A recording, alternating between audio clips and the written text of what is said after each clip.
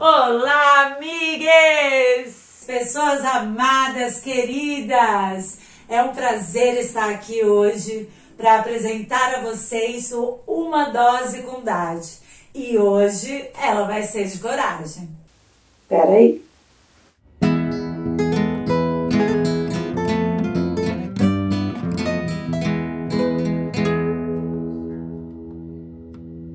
Hoje é um dia especial e está recheado de novidades.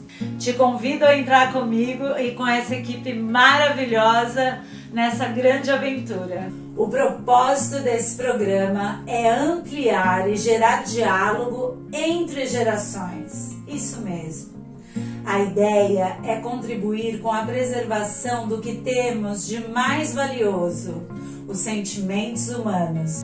Não tá fácil pra ninguém, fato. Podemos e estamos precisando rever todos os conceitos e bem de perto os preconceitos. Que coragem a gente pode ter pra hoje? Coragem pra tirar o sonho do papel? Ou para encarar o fato de que ninguém vai cuidar de nós mesmos melhor do que nós? Coragem para dizer não? Coragem para dizer sim, para pedir desculpas em voz alta? Ou coragem para assimilar que a vida online é um fato e não vai mudar? Não importa nossa idade, a cor, o gênero ou o que fizemos da vida até agora. Importa o que vamos fazer. Em uma pesquisa de comportamento realizada durante a pandemia pela Fundação Oswaldo Cruz, em parceria com a Universidade Estadual de Campinas e a Universidade Federal de Minas Gerais, podemos observar os seguintes dados. 30% dos jovens apontou a piora da saúde na pandemia. 48,7% dos adolescentes no Brasil apontaram ter sentido, na maioria das vezes ou sempre, mau humor, preocupação e nervosismo. 36% dos adolescentes relataram piora na qualidade do sono durante a pandemia, sendo que 23,9% começaram a ter problemas e 12,1% já tinham e eles pioraram. 59% sentiram dificuldade para se concentrar nas aulas à distância. 43,4% é o percentual de jovens adolescentes entre 12 e 17 anos que não fazem 60 minutos de atividades em nenhum dia da semana. Vale observar que antes da pandemia esse percentual era de metade, 20,9%. Já o IBGE revelou que 40% dos adultos não são ativos. Segundo o vice-presidente da Sociedade Brasileira de Angiologia e Cirurgia Vascular do Rio de Janeiro, Júlio Peclat, o alerta é claro e é sobre o perigo de seguir com hábitos sedentários.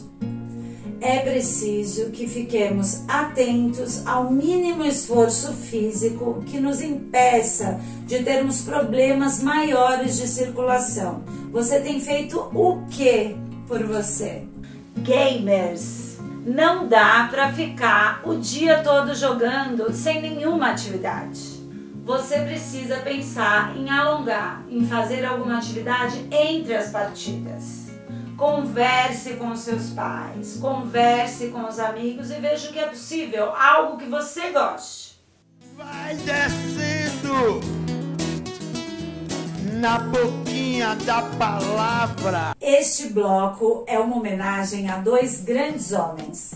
Manuca Almeida, poeta e amigo de Juazeiro da Bahia, pai de Dandara, Iana e Vitória, avô de Ben e Fernandinha, grande amor e companheiro fiel de Lu. Deixou seus versos para guiar a poesia aos corações dos que estiverem abertos ao amor e à coragem de amar. E também a Flávio de Giorgi, professor que não tive o prazer de conhecer, mas que deixou um legado entusiasmado de amor e luz para os sentimentos humanos. Escreveu com seus filhos Beatriz de George e Cristiano de George o livro Sentimentos Humanos, Origens e Sentidos. Sobre o professor Flávio, nas palavras de sua filha, sua cultura, aparentemente sem fim, era claramente catalisada para o humanismo prático, que ama gente de carne, osso e alma. A erudita etimologia era brincadeira divertida para ele, e os sentimentos das pessoas, suas dores e alegrias, assunto muito sério. E para dar início a este movimento, que irá apresentar a etimologia, origem e sentidos aos sentimentos humanos que vamos tratar aqui, convido a poeta Beatriz de George, com sua força, determinação, graça, alegria e coragem, a declamar um de seus poemas, Alma. Olá, Beate, bem-vinda, querida. Olá, meu nome é Beatriz de George, Beate, e eu queria agradecer a Dade pelo convite de participar desse primeiro episódio de uma série de episódios que ela vai realizar. Acho o tema extremamente oportuno e importante nesse momento catastrófico e dramático que estamos vivendo. Precisamos, de fato, de altíssimas doses de coragem. Eu vou começar lendo para vocês a etimologia da palavra coragem, que está no livro Sentimentos Humanos, Origem e Sentidos. Coragem entrou no português pelo francês arcaico courage, do latim cor cordis, coração, de formação latina cor, somada à formação age. Indica a disposição para fazer aquilo que se julga devido em dada situação por impulso do coração. Presta-se à realização de grandes ideais, benefícios para as pessoas de determinados grupos de amigos ou afeiçoados, tendendo a se estender no limite extremo a toda a humanidade. Pois bem, a ideia da coragem, ela remete ao impulso do coração, ao impulso da alma. O verbo encorajar, derivado da palavra coragem, é muito importante. A coragem é contagiosa. Quando uma pessoa tem coragem, isso tende a fazer com que outras pessoas tenham coragem. A coragem vem do coração, vem do que eu chamo alma. Alma.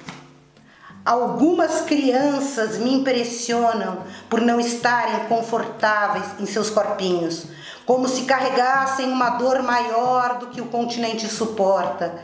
Se me encontrasse comigo criança, ficaria impressionada e me pegaria pelas mãos e as alongaria para caberem palavras de conforto, humor e coragem. Acredito na alma, tatuagem visível que permite que nos reconheçamos a despeito da passagem do tempo. E assim tenho feito. Bem, eu desejo que a gente tenha coragem, que a gente consiga fazer emergir a nossa coragem, cada um da sua alma, do seu coração, e a gente seja capaz de promover a união entre as nossas coragens e mudar esse jogo que tá feio. Eu tenho a alegria e a honra de convidar uma das mulheres de maior coragem, a quem eu muito admiro. Ela é mãe, professora, escritora, filósofa, provocadora profissional, uma verdadeira luz-guia feminista entre todos os brasileiros. Bem-vinda, Márcia. Tudo bem, querida, com você? Ei, Eduarda, que legal. Obrigada por esse convite. Eu estou muito feliz de te encontrar. Assim, apesar de ser virtual, eu me sinto como se estivesse abraçando você. E isso me dá muita alegria. Obrigada por estar aqui, por ter me chamado para estar aqui com você. Ah, sou linda. Eu me sinto abraçada. Obrigada, eu, Márcia. Eu vou começar aqui com uma observação muito providencial que você fez numa entrevista com o Abu Janra. Você fala assim: eu acho que a vida é urgente. Ah, legal, Eduarda. Poxa, eu era jovem quando eu dei essa entrevista para o Abu Janra. Cita essa frase, né? Eu acho que a vida é urgente. Que urgência é essa, né? Para mim, eu vivo como? Desde que eu vivo há 51 anos em regime de urgência. Eu vivo sempre um dia de cada vez. Eu nunca desperdiço um dia da minha vida. Eu sempre penso, hoje pode ser o último dia da minha vida, então eu vou acordar o mais cedo possível, eu vou tentar aproveitar cada minuto, eu não vou fazer nada nesse dia que eu não considere importante. Isso não quer dizer que eu não vá fazer coisas que eu não gosto. Eu faço coisas que eu não gosto, mas eu faço tudo que eu faço porque eu acho importante. Eu acho, por exemplo, importante estar aqui com você. A gente está combinando isso há bastante tempo. Assim como eu acho importante as 3 reuniões com as minhas companheiras feministas que eu fiz hoje, a entrevista que eu dei, que eu tive que dar hoje, longe daqui.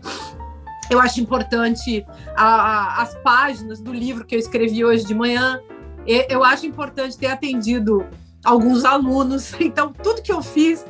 E eu também, hoje, me alimentei, né? Almocei. Aí eu pensei, é importante comer isso aqui que eu vou comer agora, que vai ser meu alimento desse dia. E eu passo o dia inteiro pensando, isso aqui é importante. Por que eu tô fazendo isso também? Porque eu tô muito sozinha.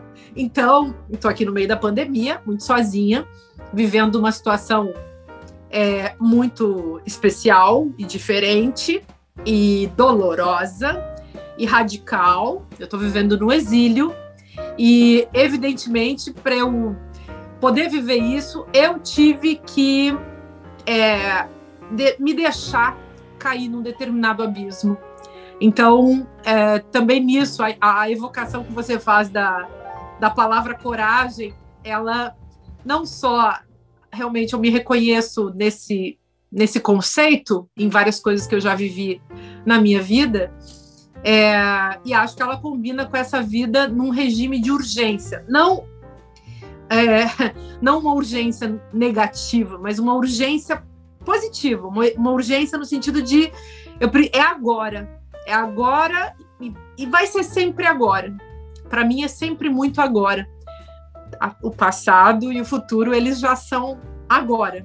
Eu estou sempre numa antecipação do futuro no tempo presente. Que uma apatia se abateu sobre os jovens, sobre um desânimo, porque você olha toda essa catástrofe, a gente que olha e ainda consegue imaginar, eles só viram praticamente isso, né? Então, como tornar essa vida urgente para eles também? Que diferença, né? Eu fico pensando nisso. É bacana isso que você estava falando, e eu estou lembrando de uma coisa da minha vida que eu vou trazer aqui para a gente colocar na cena para ilustrar também. Eu me lembro, assim, quando eu era mais jovem, bem mais jovem, que muitas vezes... Deixa eu fazer um parêntese, peraí. Você... Para mim, é uma das mulheres mais jovens que eu conheço. Só isso. Agora pode continuar. Mas olha só, é legal o que você está falando, porque tem uma idade do corpo, mas essa idade do corpo também negocia e conversa com a idade mental e com a idade psíquica e com a idade intelectual e com a idade cultural e com a idade do desejo, né? Que eu acho que é uma idade super importante. Então...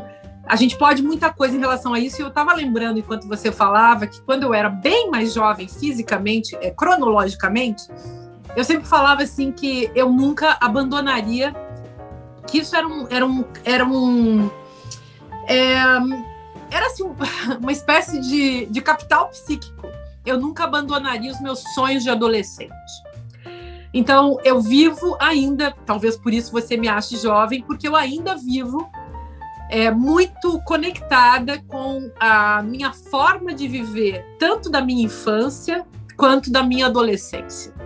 Eu acho que essas trocas são fantásticas e maravilhosas, e que nós, que somos os mais velhos, precisamos treinar esse encontro, exercitar o encontro. E os mais jovens também podem fazer esse esforço dessa busca.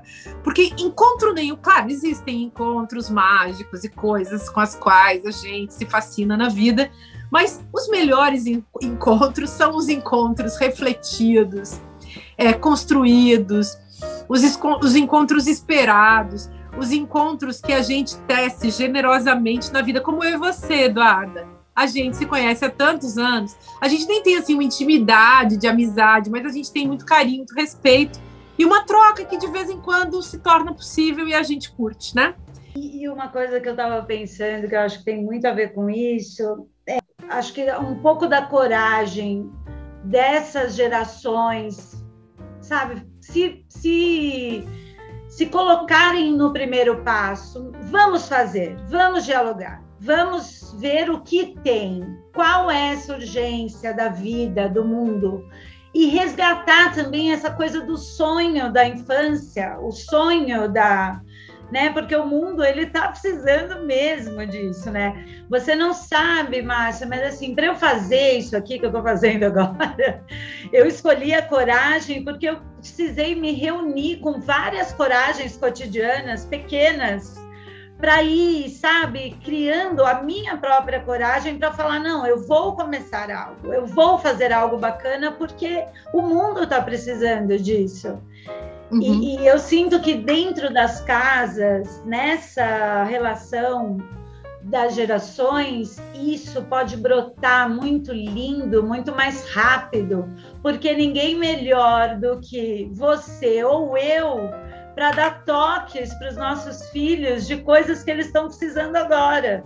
E ninguém melhor do que eles para me ligarem de coisas que eu estou deixando passar, ou por questões culturais, ou pelo meio em que eu vivi, a classe em que eu vivi. E eu tenho vivido isso em casa, com eles. São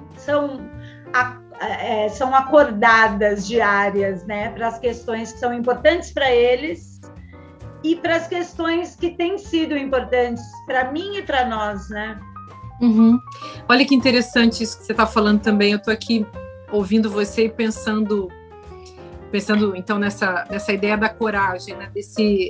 Na tua fala a gente vê a ideia do lançar-se, né? Do dar o passo. E aí qual é? Você sabe que, assim, por exemplo, vou dar de novo um exemplo meu. Eu me formei em artes, né, Eduarda, muitos anos atrás. Isso tem uma coisa que eu sempre achei muito difícil e distante da minha vida, ao longo da minha vida, que foi ficando cada vez mais distante, foi justamente a questão das artes. E aí, quando eu me vi sozinha, voltei a desenhar. Eu voltei para o desenho e, de repente, comecei a pintar, que eu pintei algumas vezes na vida, mas comecei a pintar seriamente. E eu pensei, nossa, várias vezes eu meditei aqui sozinha comigo sobre a coragem de desenhar e pintar. Então, assim, não tem como a gente estar conversando sobre isso e eu não te dar esse meu relato pessoal, porque, de fato, isso me tocou muitas vezes. Hoje mesmo eu estava aqui fazendo um desenho e eu pensei, faz mais ou menos uns 5 meses que eu estou meditando nesse desenho e hoje, em 15 minutos, eu fiz o desenho. E aí eu pensei, meu Deus, deve ser isso a coragem. A coragem nunca deve ser uma atitude inconsequente. A coragem, na verdade, é o efeito de uma grande reflexão. E uma reflexão que acontece no tempo e sem pressa. Então, a coragem, ela é o contrário da temeridade. A coragem é também o contrário do medo. O Aristóteles colocava a coragem justamente entre a temeridade e o medo, né?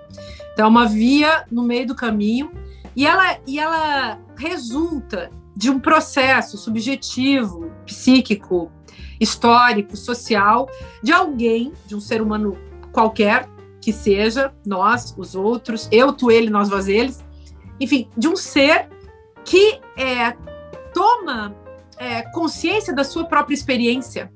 E aí, enquanto você ia falando, eu ia pensando, né? A coragem é essa atitude de dar um passo, como você colocou, essa é uma expressão que você disse, de dar um passo na direção do outro. E o outro pode ser uma pessoa, o outro pode ser um objeto do conhecimento, o outro pode ser a ação. Então, quer dizer, tem uma ação. Eu vou para algum lugar. E claro, a coragem, para ela ser consistente, ela também precisa ser respeitosa. E por isso, quando a gente medita, raciocina, reflete, analisa, e no tempo tem paciência, a coragem vem sempre também alimentada por muita paciência, né? Então, quando você cultivou tudo isso, o que é ser corajoso, na verdade? É você deixar você mesmo ser. Quando você você não precisa nunca atacar o outro. Quando você é você. Então você não precisa atacar ninguém, você não vai ter medo de ninguém. Você vai poder, isso não quer dizer que você não vai criticar as pessoas, ou criticar a sociedade, ou as instituições, ou as formas de governo, ou as atitudes antiéticas, antipolíticas. Isso não quer dizer que você não vai ser atento e crítico. Ao contrário, também para ser atento e crítico, você precisa ser corajoso. Mas significa que você não vai ter medo do que vai te acontecer, porque você assumiu quem você é. E aí, aquele medo de desenhar, aquele medo de se candidatar, aquele medo, sei lá, de aprender a dirigir um barco, aquele medo de ter um filho, sei lá, ou o medo de não ter um filho, né? O medo de ter ou de não ter. Isso, a gente sai, eu até acho que a gente sai da esfera de precisar provar alguma coisa para alguém, que muitas vezes as pessoas fazem numa sociedade capitalista, você fica tendo que provar alguma coisa para alguém, então você fica na lógica da posse e da propriedade, tentando mostrar que você tem o músculo, você tem a tatuagem, ou você tem a arma, ou você tem o carrão, ou você tem a roupa de marca, você tem alguma coisa. Mas quando você você não precisa ter. Não precisa nada disso. Verdade. E você falando me chamou a atenção também para uma questão que é do teu propósito, né? Eu observo muito os propósitos, né? Quais são os propósitos, né? E, assim, pedindo uma licença aqui para falar, eu me inspirei muito em você porque fica muito claro o seu propósito, né? Isso eu acho uma coisa linda, que é uma coisa que eu acho que facilita muito a gente caminhar com coragem na direção desse propósito. Que você tenha um propósito, você tenha o propósito de abrir os olhos de muitas pessoas para tudo o que está acontecendo, para o feminismo, para o patriarcado, para toda uma gama de coisas que são muito urgentes, e está lá o seu propósito, né? Eu acho que a coragem, ela contribui para que a gente possa realizar o nosso propósito e de uma maneira digna, né? Eu vou falar aqui porque tem os corajosos também que vão num outro sentido, e aí não quero nem saber desse povo. Então, né? Olha, Eduardo, esse é um ponto importante. Onde é que está a diferença, né? Quando você pensa assim, um facínora, um maníaco, uma pessoa sem dignidade, sem escrúpulos, como a gente vê na política brasileira e na política mundial. E na do Brasil, infelizmente, demais. Então, qual é a diferença entre a atitude que pode parecer, num primeiro momento, pode parecer corajoso, aquele sujeito que diz as maiores grosserias, que se manifesta de maneira aviltante, preconceituosa. A gente pode pensar, não, mas ele tem muita coragem de dizer isso. Aquilo não é coragem, aquilo é medo. Podem saber, os fascistas brasileiros, se você fizer bu na frente deles, eles caem. E essa gente é cheia de medo. Essa gente é muito frágil. Mas essa fragilidade se transforma em agressividade, em grosseria, em estupidez. Então, a gente precisa, na verdade, compreender o funcionamento do medo que está nessas pessoas, que é um vício, se a gente usar a teoria do Aristóteles, é um vício, em contraposição à coragem como uma virtude. E aí, virtude, vê só, virtude é um velho assunto da antiga ética, então, que vem desde lá dos gregos e tal. E a virtude, o que é? A virtude é uma capacidade que justifica, que define que a coisa funciona conforme o que ela tem que ser. E por isso a gente estava falando também dessa história do ser.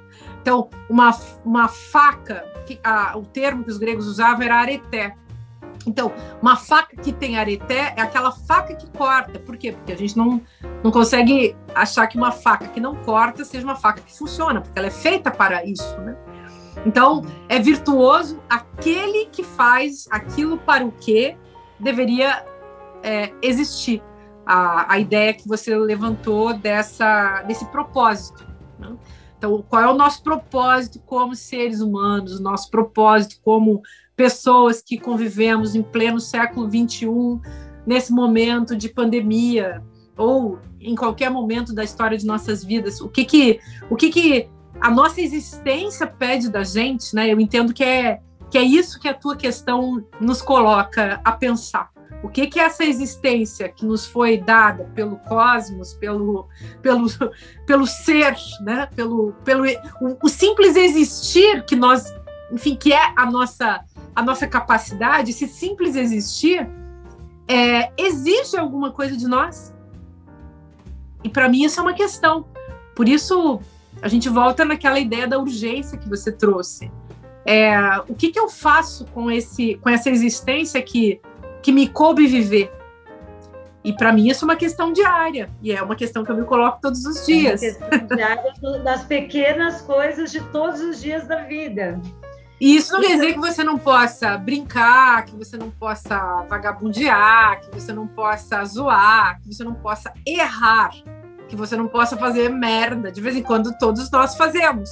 Mas sim, é diferente de você não estar nem aí com a vida, né? Quando você erra, você pode olhar, putz, fiz uma grandíssima merda agora, não devia ter feito isso. Você pode tentar consertar. Ou você pode carregar para você, meditar nela e pensar, não vou mais fazer isso, errei, né? Você pode ter esse erro, esse fracasso dentro de você e aproveitar para meditar na vida, né? Você pode ter contradições que você carrega com você, que você tenta melhorar ao longo da sua vida. Eu não estou dizendo assim que as pessoas deveriam almejar a santidade, nem que as pessoas devem ser moralmente perfeitas, porque não somos seres humanos com falhas. Mas eu acho que fica menos dolorido viver e mais interessante viver e mais digno viver se a gente tenta sair dessa nossa miséria e das resvaladas que a gente dá diariamente, cotidianamente, em afetos tristes, em sentimentos miseráveis. Hoje eu estava falando com um amigo sobre isso. Eu estava falando sobre isso, Eduardo. Eu vou falar com você também. Eu estava falando assim que eu descobri que a minha grande ambição que eu tenho uma grande ambição. Eu tenho uma grande ambição e que eu estou numa fase de descobrir que eu só vou realizar essa grande ambição no momento em que eu conseguir me libertar dessa grande ambição. Então, eu estou esperando esse momento. E essa ambição é espiritual. E eu estou esperando o momento de conseguir dobrar o tempo, de virar a chave e conseguir me libertar dessa minha ambição espiritual. E aí eu penso, na hora que eu conseguir apagar essa ambição espiritual e que eu me livrar dessa ambição espiritual, talvez eu tenha conseguido atingi-la e a grande maravilha disso vai ser não saber. Não saber que eu atingi essa coisa. Eu vivo assim, Eduardo, eu me ocupo. Isso é muito legal, porque assim, eu vou te lembrar uma coisa bem adolescente, tá? Já que quando a gente não tá esperando encontrar alguém, né? Principalmente na fase adolescente, você sai com as amigas, você não tem nada na cabeça, você quer sair e tal, você acha o grande amor da sua vida. Um grande amor na sua vida. Se você sai procurando aquilo, você não encontra. É impressionante, é uma grande pegadinha da vida, né? Você quer muito uma coisa e ela não aparece para você. A hora que você desencana dela, ela chega, como quem não quer nada. Olha, tomara que seja assim. Tomara que seja assim. Márcia, assim, eu passei por um grande processo de transformação de todas as esferas que você possa imaginar. E eu tô há anos procurando o que eu vou fazer da minha vida, porque eu sou uma comunicadora, eu tô há muitos anos fazendo comunicação, fiz muita comunicação para empresas, só que a minha ondinha mudou. E eu só caiu minha ficha agora, tipo, 6 anos depois que eu comecei a passar por tudo isso. E aí a questão é, ontem eu estava pensando sobre isso, a gente vai vivendo e as coisas vão acontecendo, e antes de hoje eu não estava preparada, eu não tinha nem formulado o que eu viria a querer ser, fazer de agora em diante. Então não tinha como, eu tive que passar por tudo aquilo. Estou falando isso porque o seu propósito, a sua ambição espiritual, né? É um tempo, né, que acontece, e é naquele tempo exato, né? Não tem uma negociação com o tempo, com as experiências, né? A gente simplesmente vai vivendo o que precisa viver, e isso, assim, a cada ciclo da minha vida sempre se mostra dessa maneira. Eu não entendo direito por que aquela coisa está acontecendo daquela maneira, e de repente tudo faz sentido, né? Uau! Como voltar a pintar, né? Deve ser isso, né? Deve ser isso. A gente tem que descobrir essas coisas. Onde é que a gente realiza, faz, né? Porque fazer é ser, né? Onde é que a gente realiza, onde é que a gente faz aquilo que a gente é. Então, sei lá. Esse é um caminho, né? É um caminho. Agora, que pena que a gente vive num mundo também em que tanta gente vive só atrás de poder. Nossa. E aí, essa gente que vive só atrás de poder, seja poder econômico, seja poder midiático, seja poder político, essa gente que vive só atrás de poder, pelo poder, ferra tanto a vida dos outros, né? E ferra tanto a vida dos jovens. E ferra tanto a vida de quem ainda não teve tempo e nem condições, né, de desenvolver sua própria história. Então,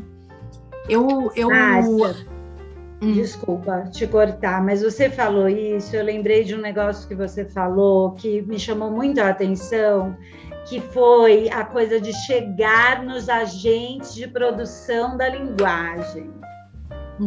E isso é uma coisa que conecta muito comigo, porque assim, você foi falando dessa turma, e eu sempre venho um ímpeto que, outra vez, né? Desculpa te citar tanto na minha conversa, mas... Imagina, a gente tá conversando.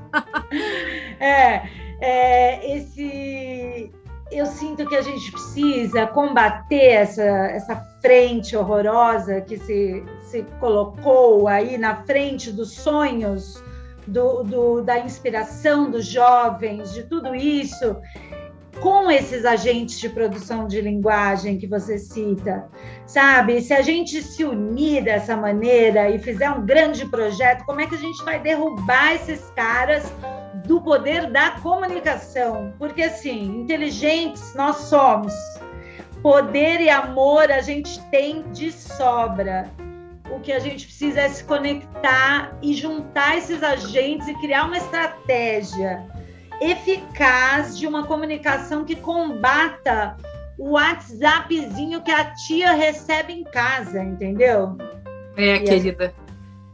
Isso é grave. Porque é gravíssimo. É gravíssimo, e os caminhos são, evidentemente, a gente precisa de políticas que tenham consciência disso. Então, a gente precisa construir políticas públicas, e a gente precisa de cultura e precisa de educação. E a gente precisa de regulamentação da mídia. E a gente precisa de um governo democrático. Então, assim, a coisa mais cara e fundamental na vida das pessoas é um Estado democrático de direito. Aí, de verdade, né?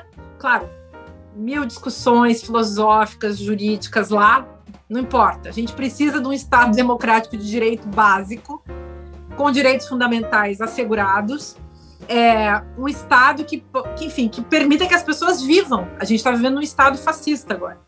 e que não permite que as pessoas vivam. Então, quando eu falo muito isso, Eduardo, porque ao longo da minha vida eu tenho, de fato, me ocupado muito de desenvolver essas teorias, de escrever esses livros. Estou muito sempre envolvida com a tentativa de colocar luz sobre a produção da subjetividade. E aí a gente tem que pensar a linguagem e a relação das pessoas com a linguagem. Mas eu não tiro isso assim só dos livros e das pesquisas que a gente faz nos livros e tal, da filosofia, da sociologia, da história, não sei o quê. Eu tiro também de uma experiência de vida.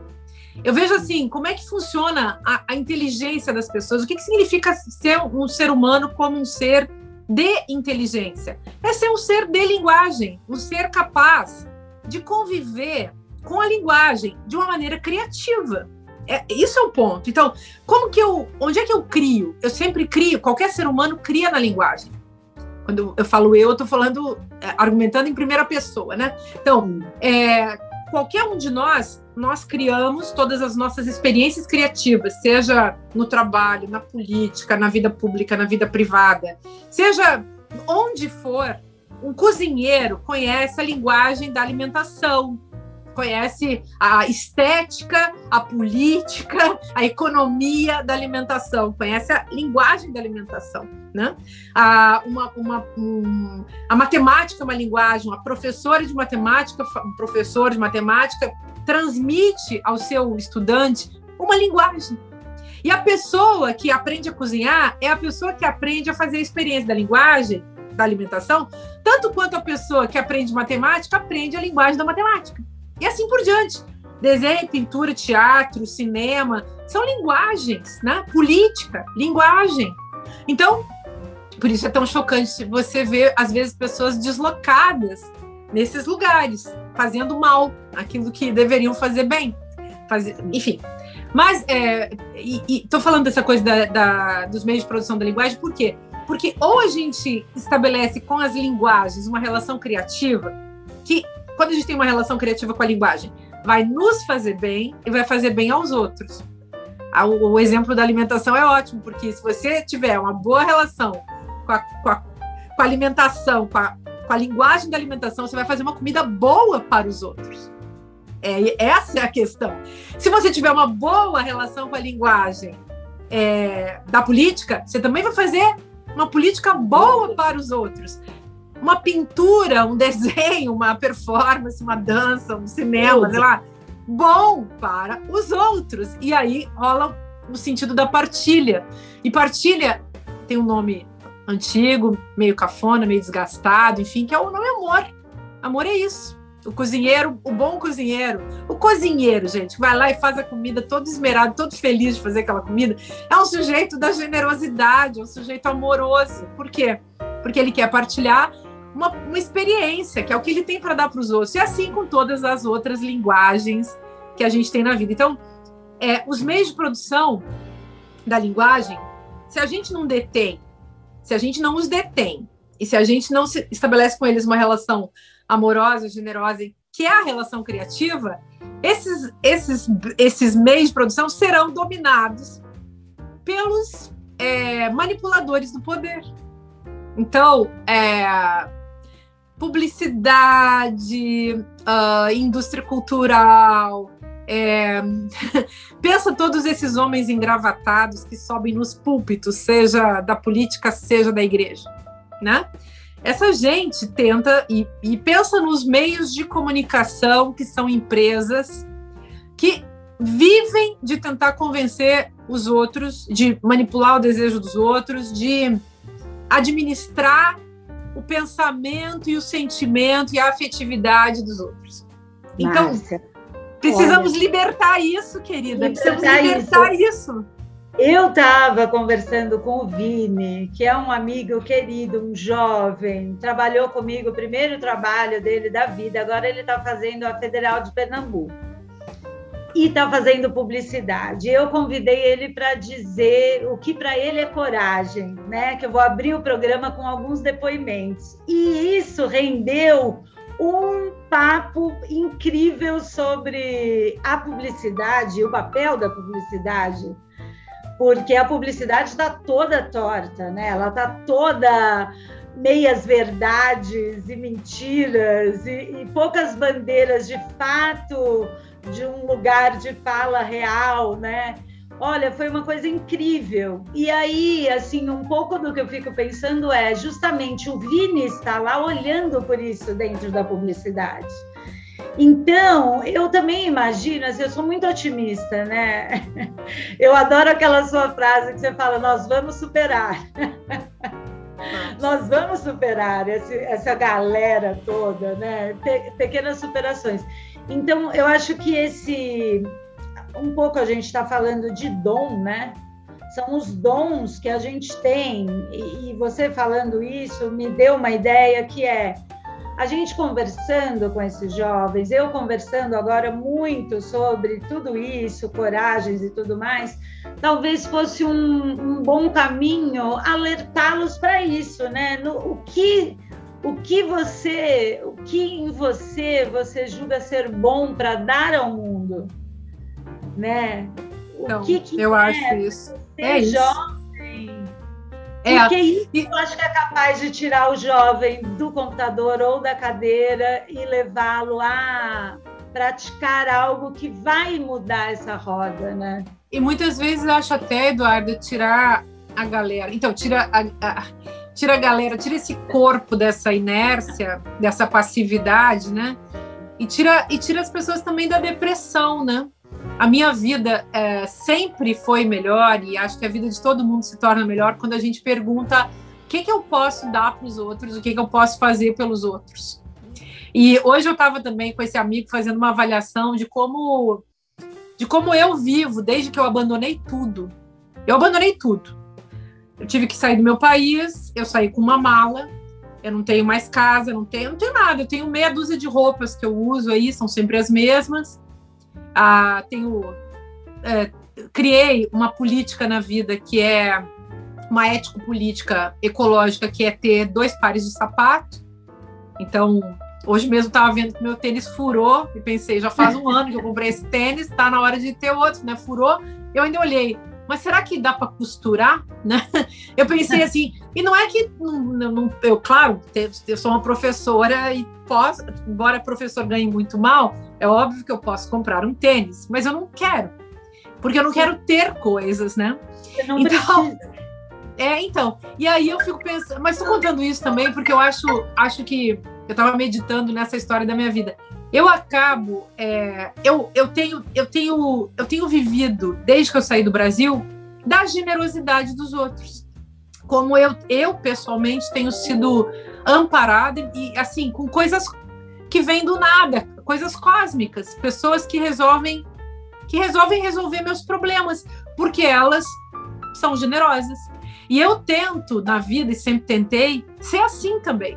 Na medida das minhas possibilidades, eu sempre tentei praticar a generosidade como uma ético-política, não simplesmente como uma afetividade, embora eu ache isso também muito bom. Mas muitas vezes em que talvez eu não pudesse ser generosa ou eu não quisesse ser generosa, eu me coloquei numa posição de ser generosa, ajudar alguém por dever, mesmo que eu não tivesse afim. E eu acho que a gente às vezes devia discutir isso e pensar nisso. O que eu posso fazer? O que eu devo fazer? E muitas vezes isso não combina com o que eu quero fazer, mas é o mais certo, é o mais justo. Eu posso, por exemplo, não gostar de uma pessoa, mas isso não quer dizer que eu não vá ajudá-la. Exato. E por aí vai. Então, eu acho que a gente deve se puxar por aí também, sabe? Sim, e aí só fazendo um resgatezinho anterior, que eu acho bem providencial, olha só, você passou por todas essas coisas, né, que foram bruscas e descobriu algo lindo nisso, que é justamente toda a generosidade, toda essa prontidão das pessoas em te ajudarem. E aí, talvez isso faça parte da sua missão espiritual. Eu fico pensando, nossa, sei lá o que vai ser isso, mas são aprendizados, sim, Eduarda, é isso. E essas descobertas que vão renovando o sentido. Mas, e aí, o conselho deixe acontecer a beleza da vida com você. Mesmo que essa beleza não seja a que você espera, a que você idealiza, a que você sonha, porque às vezes a gente descobre isso tendo atenção para o que está acontecendo. E, claro, mudando o padrão mental afetivo. Então, eu vou usar uma expressão mais popular, bem popular, vibrar no amor é bom. E se o amor é um amor é geral, né? Sei lá, às vezes você tem um amor conjugal e curte, vai, pode ser. Mas tem um amor que é o amor do mundo, que é o amor de existir, o amor que você sente por estar nesse planeta, vivendo essa experiência corporal, dentro dessa língua, nesse contexto de outros corpos, vivendo com outras pessoas, sejam amigos, seja família, esse amor pela existência, sabe? Por poder estar vivo, poder existir e poder existir dentro do tempo disponível, porque a gente não sabe quanto tempo isso está disponível. E esse amor, né, Márcia, eu brinco comigo mesma, eu falo para os meus filhos, a gente sabe quando a gente está na vibração do amor, né? A gente sente, né? A todo momento a gente sente, e às vezes a gente sai dela e volta, e sai e volta. Então eu acho que a gente pode observar isso. Eu sempre falo assim para os jovens, principalmente que estão perto de mim, observa, você mesmo sabe a sua vibração, porque quando a gente está vibrando nesse amor que você está falando, a gente sente e parece que todas as coisas se abrem e acontecem e fluem. Quando a gente não está vibrando nesse amor, fica esquisito. Eu não vou falar daquela galerinha agora, tá? Porque aquela galerinha do mal, eles vibram numa outra... Eu estou falando do amor só puro, assim, mesmo a gente que pensa democraticamente, que luta para quebrar preconceitos, que ama e tal, mesmo a gente sai dessa vibração, né? E não sai por mal, a gente sai porque o mundo também agride demais, né? Então a gente fica oscilante, digamos.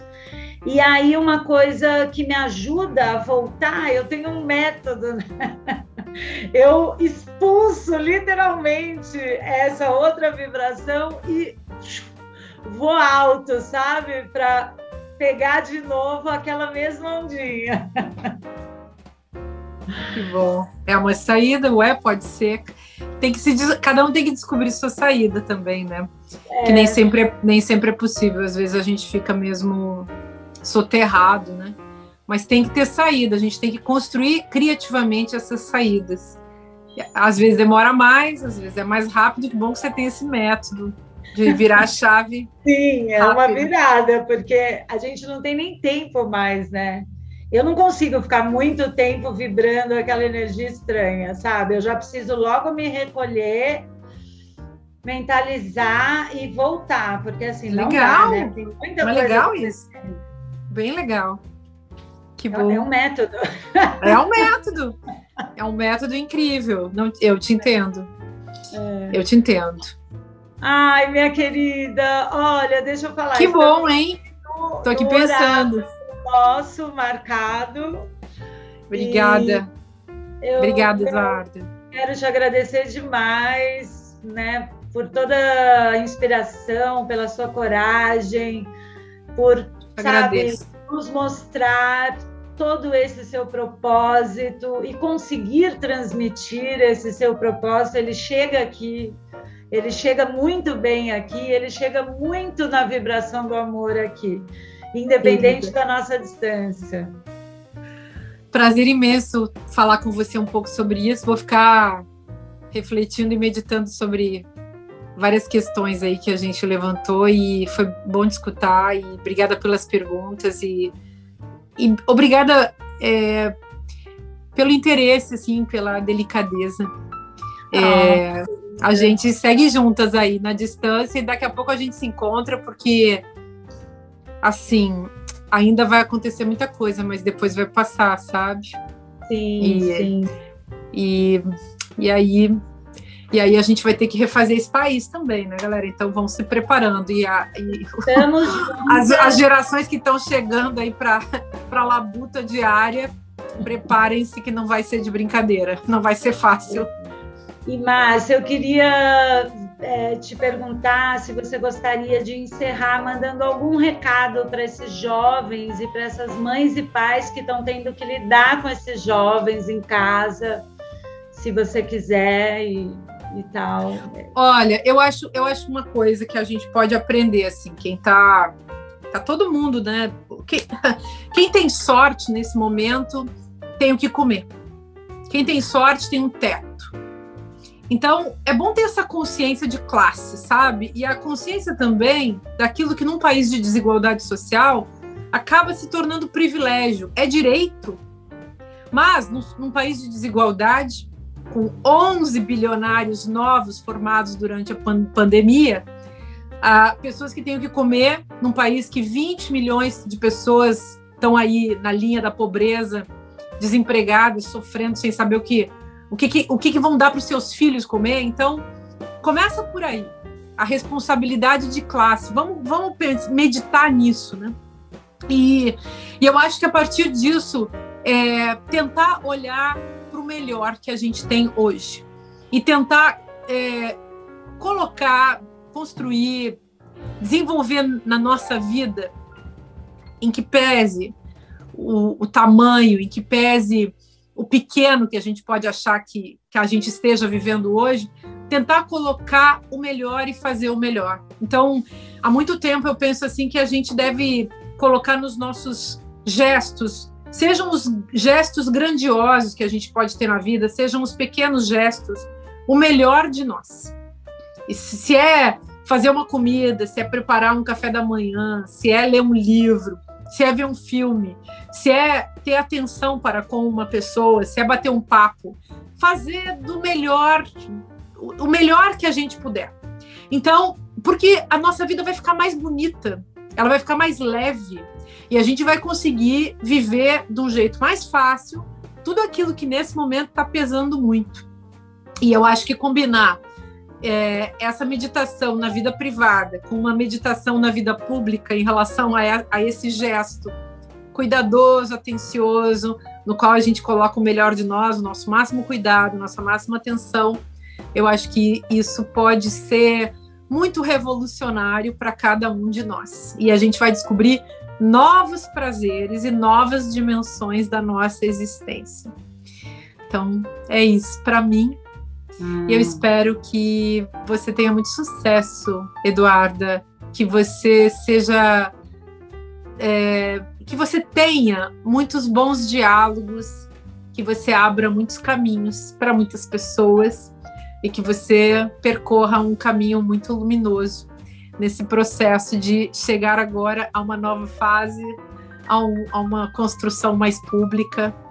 Eu tenho muito carinho por você e te desejo a melhor sorte. Muito beijo imenso.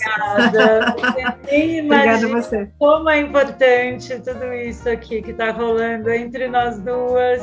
E que fé, que coisa boa. Muito obrigada. Obrigada a você. Obrigada. Foi um grande prazer. Para mim também. E eu vou te deixar te mandando um super beijo, então. Obrigada. Obrigada, querida.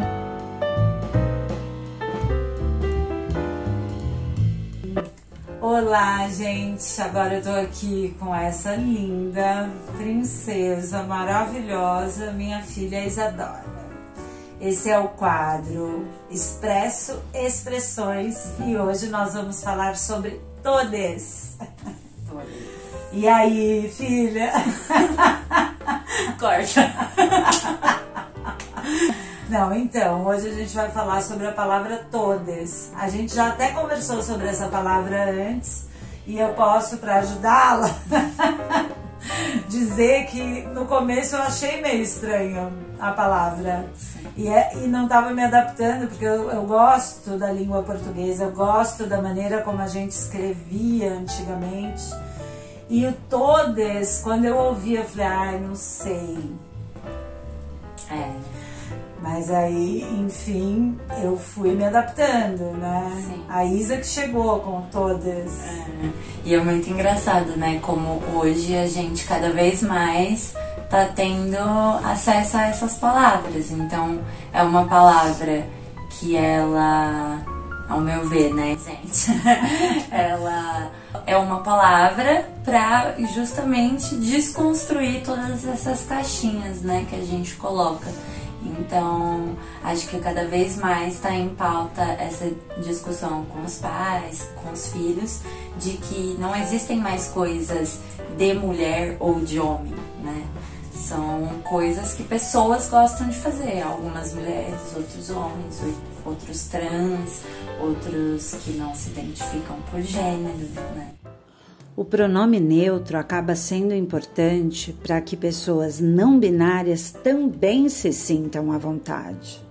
Para conhecer um pouco mais sobre a não binariedade, dá uma olhada no descritivo do vídeo, tem uma matéria bem legal. E não sei, para mim, gente, foi assim, foi um processo.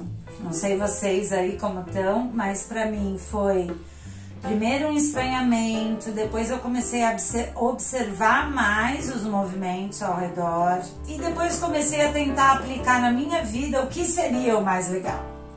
Se seria legal eu usar no meu texto, se eu gostaria de falar essa palavra tal. E hoje está claro que eu já abracei porque eu tô dizendo todes, olá amigas, todes. E tem questões ainda, por exemplo, hoje eu fui gravar para pessoas ser membro, eu falei, gente, é membre. Porque justamente causa um bug, né, na cabeça.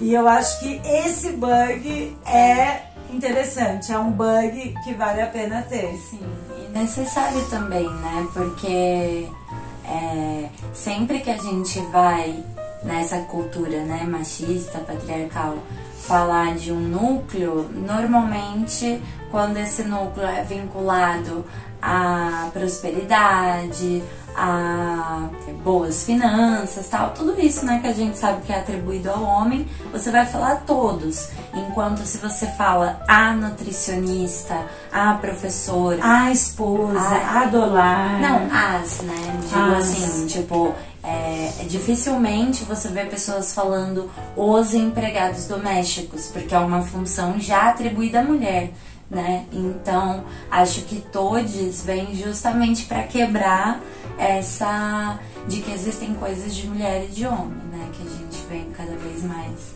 lutando para. Muito legal você tocar nesse ponto das coisas que são estabelecidas como sendo da mulher, como sendo do homem.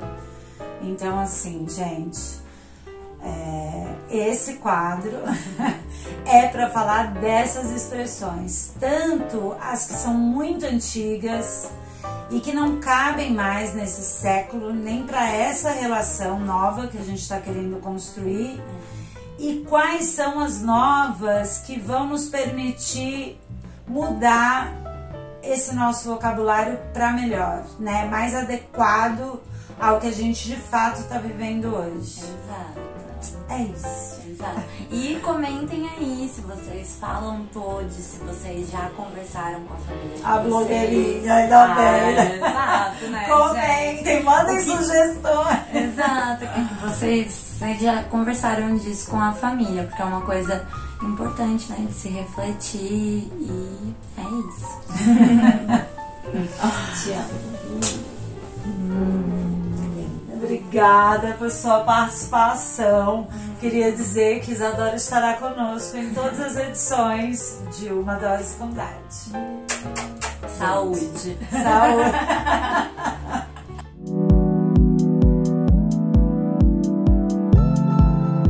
A arte que vou apresentar hoje é de Tiago da Silva Lima.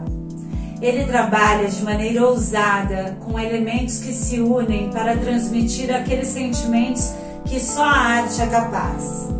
Moderno, novo, inspirador, seu trabalho chama a atenção pelas escolhas que faz. O impacto é diferente para cada pessoa. Uma obra que se revela um pouco mais a cada olhar. O Tiago é responsável pela arte de abertura deste programa e também pelas vinhetas dos blocos. Quem se interessar pode visitar o Insta do programa e solicitar sua arte via direct.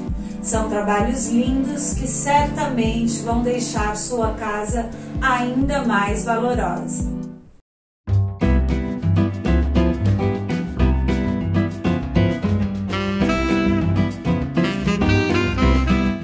Coragem para mim é enfrentar os seus medos e sentir o mundo enquanto coletividade para que toda a sua coragem possa ser compartilhada.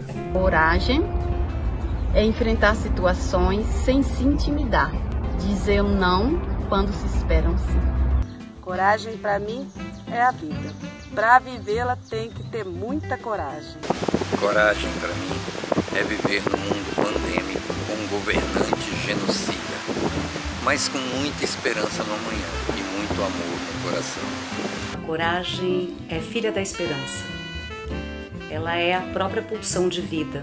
Nos desafia diariamente a entregar o nosso melhor para o mundo.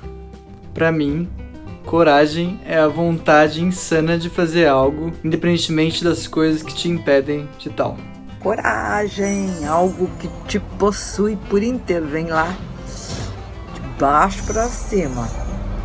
Coragem para mim é enfrentar os seus problemas de frente. Coragem para mim é uma força que vem de dentro, de uma forma involuntária, e que nos move a tudo que nos traz sentido na vida, a todos os nossos sonhos, ideais, objetivos, né? E em meio a tanto caos, é preciso ter muita coragem para a gente não desistir. Coragem. O maior sinal de coragem hoje para mim é você escutar quem é essa pessoa que habita dentro de você e você dar vazão para ela. Você tentar se aproximar de quem realmente você é. Só quem faz isso é quem é muito corajoso. Vida em movimento. Descobrir e trilhar novos caminhos. Sentir-se sujeito. Lutar por um mundo justo e solidário.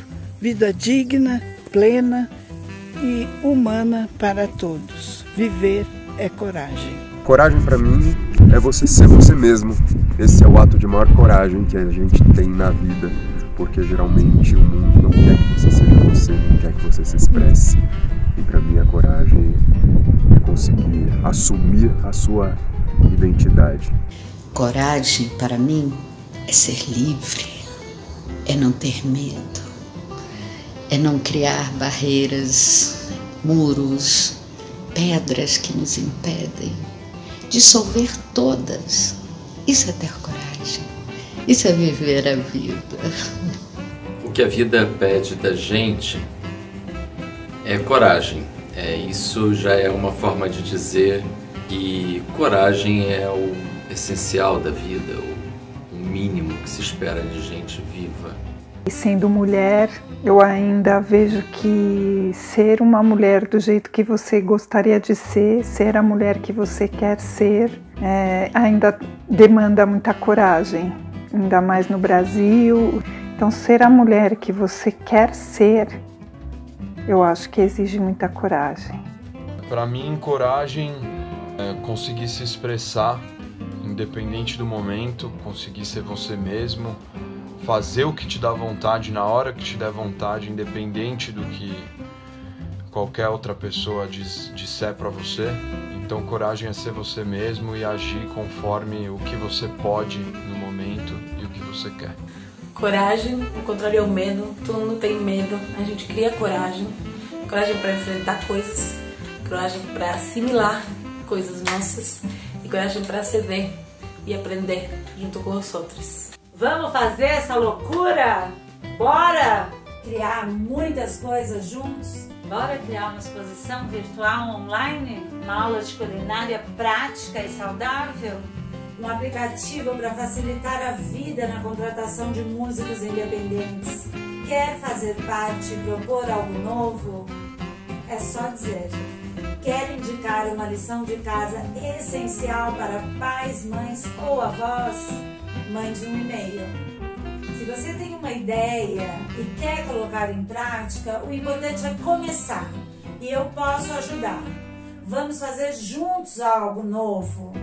Como diria minha querida, amada e eterna amiga Vila, pode tudo, Dadi. Se você gostou do programa e quer que a gente continue, faz um Pix. Essa é uma maneira digna que vamos ter para entregar sempre um material de qualidade, reconhecendo o trabalho de todos os envolvidos. Estamos chegando ao final do programa e quero muito deixar uma mensagem. Vamos juntos criar algo que possamos nos orgulhar, aqui ou aí. Algo que nos mova em direção à realização dos nossos sonhos e de quem estiver perto de nós. Temos força e experiência e nossas filhas e filhos têm gás e muita inteligência. Espero que tenham gostado, se divertido, fiquem bem, cuidem-se e não percam o próximo episódio. Um beijo.